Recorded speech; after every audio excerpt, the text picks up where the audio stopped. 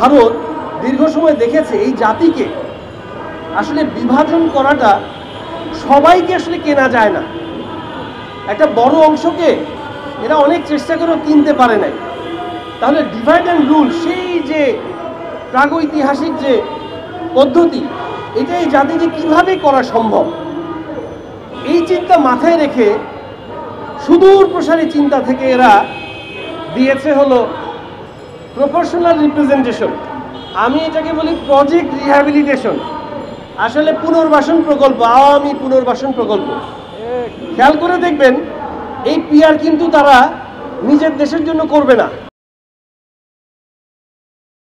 একটা ছোট্ট বিষয়, একটা হলো যে যখন কোনো চোরকে ধরবেন আলামত সহ, তখন যদি বলেন যে তুমি তোমার ঘটনাস্থলটা একটু দেখাও, সে দেখবেন আশেপাশে, এটাকে ইংরেজিতে বলে বিটিং অ্যারাউন্ড দ্য বুশেস, মানে আশেপাশে দিয়ে বিভিন্নভাবে তার মূল ঘটনাস্থলটাকে এড়িয়ে যাওয়ার চেষ্টা করবে। তারপর একসময় ধরা পড়েই যাবে, যেহেতু আলামত এবং তথ্য প্রমাণ খুঁজে পাওয়া যাবে। তো এরকম দেখবেন অনেক সময় যদি কেউ আপনাকে দেখায় যে এটা কি আপনি, তখন হয়তো দেখবেন যে বলবেন না আমি হাঁস খাই, মাছ খাই, মুরগি খাই, এদিক ওদিক নিয়ে যাবে। আর বেশি রাত হলে আমি এই করি সেই করি, মূল ঘটনা মূল প্রশ্নের উত্তরটা দিবে না। এটা আসলে ওই আলামত তথ্য প্রমাণ সহ আবার পরে বেরো হয়ে আসে। এই কারণেই এই ফ্যাসিস্ট মাফিয়া যখন পালালো, প্রথমে দেখানোর চেষ্টা করেছিল, সে কিন্তু বিভিন্ন জায়গায় চেষ্টা করলো যে আমেরিকায় যাওয়া যায় কিনা, ইউরোপে যাওয়া যায় কিনা, বিভিন্ন দেশে দেখালো যে এগুলো জায়গায় সে চেষ্টা করে আসলে ব্যর্থ হয়েছে। সবশেষে সে ভারতে গিয়ে পাড়ি জমানো। আসলে সে বোঝানোর চেষ্টা করছে, তার আসল ঘটনাস্থল সে দেখাতে চায় নাই। তো সে তো ভারতকে অনেক কিছু দিয়েছে। তো আমরা যে আগে থেকেই বুঝতে পেরেছি বাংলাদেশের জনগণ, বাংলাদেশের পক্ষের শক্তি, যে তার কলকাঠি কোথা থেকে নাড়া হয়, সেটা সে শুরুতেই দেখাতে চায় না। যখন দেখলো অন্য কেউ জায়গা দেয় না, তখন বাধ্য হয়ে যেতেই হলো সেখানে। তো সেখান থেকেই বোঝা যায় যে আসলে ভারত বাংলাদেশকে বিপদে এতদিন ফেলেছে এবং আগামীতেও বিপদে ফেলতে চায়। ছোট্ট একটা বিষয় শেষ করে দিই, কারণ বিজ্ঞ বক্তারা বক্তব্য রাখবেন। সেটা হলো আসলে এই ভারত দীর্ঘ সময় দেখেছে এই জাতিকে আসলে বিভাজন করাটা সবাইকে আসলে কেনা যায় না। একটা বড় অংশকে এরা অনেক চেষ্টা করেও কিনতে পারে নাই। তাহলে ডিভাইড অ্যান্ড রুল, সেই যে প্রাগৈতিহাসিক যে পদ্ধতি, এটা এই জাতিকে কিভাবে করা সম্ভব, এই চিন্তা মাথায় রেখে সুদূর প্রসারী চিন্তা থেকে এরা দিয়েছে হলো প্রপোর্শনাল রিপ্রেজেন্টেশন। আমি এটাকে বলি প্রজেক্ট রিহ্যাবিলিটেশন, আসলে পুনর্বাসন প্রকল্প, আওয়ামী পুনর্বাসন প্রকল্প। খেয়াল করে দেখবেন এই পিআর কিন্তু তারা নিজের দেশের জন্য করবে না। কেন করবে না? প্রায় 145 কোটি জনগণের মধ্যে প্রায় 96-97 কোটি ভোটার ভারতের, তার মধ্যে প্রায় 14-15% হলো মুসলিম। হিসাব করলে দেখা যাবে প্রায় 11-12 কোটির মতো তাদের মুসলিম ভোটার। আমাদের টোটাল ভোটার তাদের শুধু মুসলিম ভোটার। যদি হিসাব করে দেখেন 552টা লোকসভার সিটের মধ্যে প্রপোর্শনাল রিপ্রেজেন্টেশন করে যদি এইভাবে করে, ওদের দেশে প্রায় 77টা সিট শুধু মুসলিমরা পেয়ে যাবে। তো তাদের দেশে এমনও গেছে 44 সিট নিয়ে প্রধান বিরোধী দল হয়েছে, 99 সিট নিয়ে প্রধান বিরোধী দল হয়েছে। তো যেই জিনিস তারা তাদের দেশে বিভাজনের সংখ্যা মনে করে, ওই জিনিস তারা বিভাজনের জন্য আমাদের দেশে দিয়েছে। এই প্রায় 18 কোটি জনগণের এই বাংলাদেশে প্রায় 1 কোটি ভোটার রয়েছে সনাতনী ধর্মাবলম্বী। এখানে যদি আপনি এই বিভাজনের রাজনীতি, সাম্প্রদায়িক রাজনীতির দিকে ঠেলে দেওয়া যায়, তাহলে এখানেও প্রায় আপনার প্রায় 24টা সিটের মতো তারাই পেয়ে যাবে। তো এই কারণে বলতে চাচ্ছি যে আমরাও কিন্তু 29 সিট নিয়েও বিরোধী দলে ছিলাম। তো শুরুতেও যদি এভাবে সাম্প্রদায়িক বিভাজন করে দেওয়া যায়, একটা সময় বিভাগীয় বিভাজন হবে। চট্টগ্রাম বলবে আমার পিয়ার আমার, উত্তরবঙ্গ বলবে আমার পিয়ার আমার। এইভাবে করে এই জাতিকে যদি একবার বিভক্ত করে দেওয়া যায়, তাহলে এটাই হবে তাদের মূল সুদূর প্রসারী লক্ষ্য, যেটা তারা একটা ইসলামিক নামধারী দলের মাধ্যমে বাস্তবায়ন করার চেষ্টা করতেছে। আমাদেরকে সতর্ক সাবধান হতে হবে।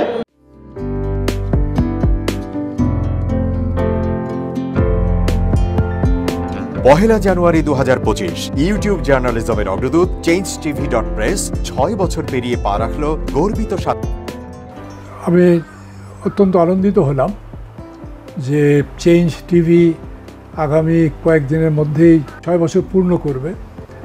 হাঁটি হাঁটি পা পা করে চলা শুরু করে এখন সে বেশ দৌড়াদৌড়ি করছে বলা যেতে পারে। ও নামটাও অত্যন্ত বলবো যে সিগনিফিক্যান্ট, যে চেঞ্জ, এই গণঅভ্যুত্থান কিন্তু চেঞ্জ চেয়েছে। সেই হিসেবে তোমার টেলিভিশনের, তোমার এই চ্যানেলের নামের একটা যথেষ্ট মিল পাওয়া যায়। আমার প্রত্যাশা যে এই গণঅভ্যুত্থানের যে প্রত্যাশা, যে আশা আকাঙ্ক্ষা, চেঞ্জ টিভি সেটিকে এগিয়ে নিয়ে যাবে। তোমাকে শুভেচ্ছা। চেঞ্জ টিভি যারা সম্পৃক্ত আছেন, যারা কর্মী আছেন, সামনে পেছনে সকলকে আমার শুভেচ্ছা। changetv.press, এক ফোঁটা হলুদও নেই। Online TV channel change TV 6 বছর ধরে ওনারা কাজ করে যাচ্ছেন। ইতিমধ্যে জনগণের হৃদয়ে স্থান করে নিয়েছেন।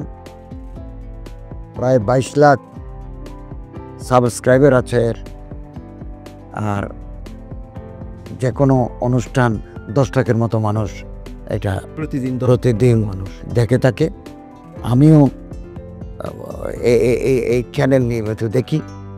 তো চেঞ্জ টিভির পক্ষে আমির মোমিনুল মানিক সাহেবের উপস্থাপনা, প্রশ্নের ধরন, এগুলো জনগণ দেখতে চায়, শুনতে চায়। আমি চেঞ্জ টিভির উত্তরোত্তর সমৃদ্ধি কামনা করছি। changetv.press, এক ফোঁটা হলুদও নেই। চেঞ্জ টিভি, তো আমি তাদেরকে আমার অসংখ্য শুভেচ্ছা জানাচ্ছি, কারণ তারা যে ভূমিকা রেখেছে এই সময়, একটা কঠিন সময় ছিল, সেটাতে যেমন ভূমিকা রেখেছে, এমনকি 5ই আগস্টের পরে নতুন বাংলাদেশেও তারা তাদের সেই তীক্ষ্ণ একটা সমালোচনামূলক এবং যেটাকে আমি গঠনমূলক বলব সেরকম একটা ভূমিকা রাখছেন। তো সেক্ষেত্রে আমরা মনে করি যে এই ভূমিকা আমাদের দরকার, আমরা চাই এটা থাকুক এবং আরও যেন সমৃদ্ধ হয়। নতুন বাংলাদেশ নির্মাণে আমরা চাই যে চেঞ্জ টিভি যে সমালোচনাগুলো করছে বা যেগুলো আমরা তুলে ধরছেন, সেটা এমন করে করবেন যেন আমরা সেখান থেকে শিখতে পারি এবং সবাই মিলে যেন আমরা নতুন বাংলাদেশকে সত্যিকার অর্থে বৈষম্য বিহীন একটা সমাজ গড়ে তুলতে পারি, সেটা আপনারা সহজ চেষ্টা করুন। changetv.press, এক ফোঁটা হলুদও নেই। আগামী জানুয়ারি মাসের 1ম তারিখে আপনারা 6 বছর পূর্ণ করতে যাচ্ছেন। আপনাদেরকে শুভেচ্ছা জানাচ্ছি, আন্তরিক ধন্যবাদ জানাচ্ছি। আমি আশা করব চেঞ্জ টিভি অতীতে যে বলিষ্ঠ ভূমিকা পালন করেছে, আগামীতেও আপনারা সেই বলিষ্ঠ ভূমিকা পালন করবেন। আমি আমার এলডিপির পক্ষ থেকে, মুক্তিযোদ্ধাদের পক্ষ থেকে আপনাদেরকে আন্তরিক মোবারকবাদ জানাচ্ছি, শুভেচ্ছা জানাচ্ছি। আশা করি দিন দিন আপনারা উন্নতির শিখরে এগিয়ে যাবেন। ধন্যবাদ। changetv.press, এক ফোঁটা হলুদও নেই। প্রতিটি সরকারের আমলে 10 বছর আমি কোনো ব্যবসা করতে পারিনি। আমার ব্যবসা বন্ধ করার জন্য যত রকম দরকার সব কাজই করেছে, শুধু একটাই বাকি রেখেছে, আমি গুটিয়ে নিয়ে যাইনি। নয়া দিগন্তর মাধ্যমে যাদেরকে আমরা চেষ্টা করেছি সার্ভিস দেওয়ার জন্য, এরা আমাদের অনেকেই খোঁজখবর রেখেছে। ব্যস্ততার জন্য হয়তো দেখা সাক্ষাৎ হয় না, কিন্তু আমি একজনকেই পেয়েছি। তিনি হলেন চেঞ্জ টিভির আমিরুল মোমিন মানিক। উনি এক সময় দিগন্ততে ছিল, সেই হিসাবে আমাদের জানাশোনা ছিল। ওনার একটা ইন্টারভিউতে আমার খুব পছন্দ হয়েছে, সেজন্য আমি ওনাকে 10:30টার সময় ফোন করেছি।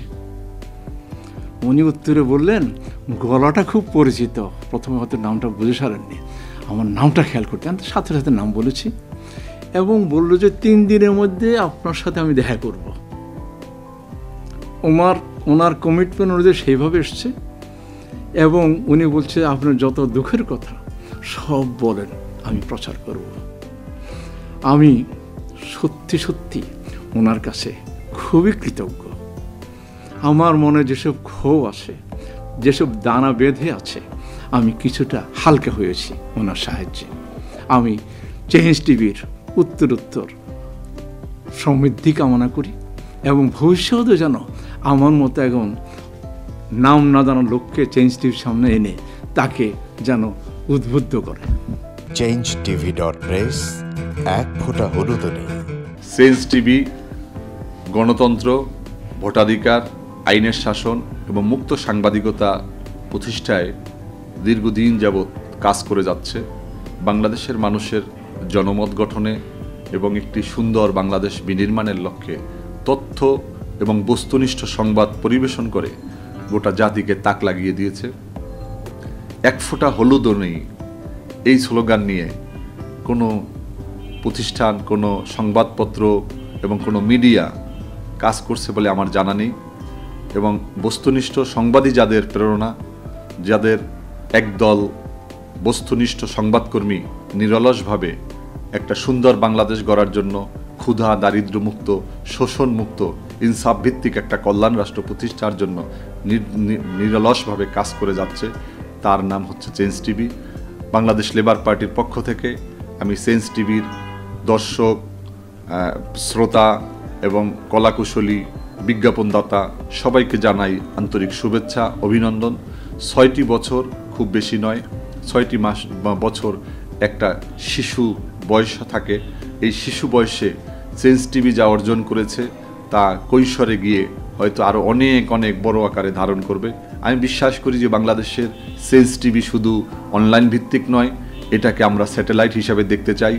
বাংলাদেশের মানুষ এই চেঞ্জ টিভির মাধ্যমে